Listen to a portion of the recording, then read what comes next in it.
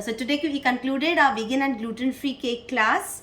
This is completely a different class where we work with a lot of gluten-free blend.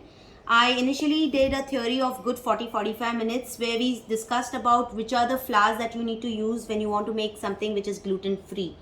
Okay, plus we made our own blend. So we have not used any ready flours. We have made our own gluten-free blend. I've also given you 3 recipes for a gluten-free blend. So whichever works good for you. You make your blend and keep it ready and always handy in the refrigerator. So whenever you want it, you can just remove it out 1 hour before and then start baking your cakes. Then we discussed about vegan products and also what are all the substitutes when you're making with vegan products that we're going to do. We have worked everything which is with natural sweeteners. We have not used any processed sugar, no brown sugar also.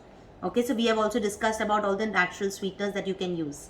So coming to your cakes, let's begin with our first one. Our first cake was our quinoa brownie with double chocolate. We have used a pure chocolate, we have used a darker percentage, plus we've used almonds on the top. So this is your quinoa brownie with almonds and double chocolate over. Okay. Then we did our chocolate cake. This is a regular chocolate basic cake where we can also have, I've given you variation, you can also change the variation, you can add zucchini, lot of combinations you can work with. I taught you to make a Nutella. This is a vegan and sugar-free Nutella which I've drizzled on the top and then just decorated with roasted hazelnuts. Then we've done something which is your coconut raspberry bundt, where again the coconut cake was taught from scratch.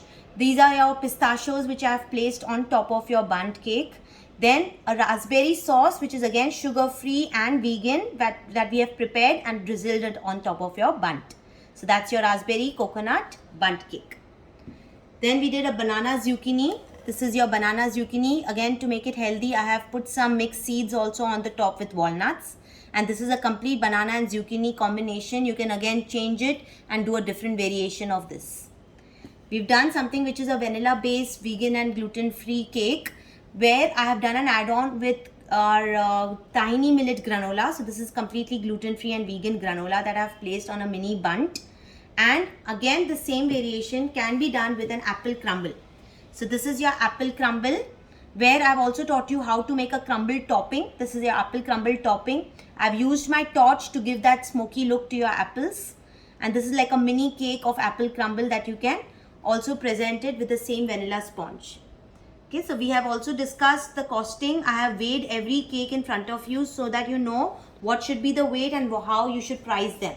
Obviously, these pricing will be definitely far more than your regular maida and whole wheat cakes because it's a complete blend of different flours which we are making from scratch. Okay, so this is how we concluded our class, and of course, these shelf life would be 3 days, not more than that, because everything is milk based or our vegan curd that we have used. So definitely anything to do with milk product, these will last you only for 3 days outside. Otherwise you can refrigerate it. You can always warm the cake a little bit before you have it if you're refrigerating. Okay, so today I had 4 students. The 1 student from Singapore, I have 1 student from Kenya, 1 from Chennai and 1 from Pune. Any questions?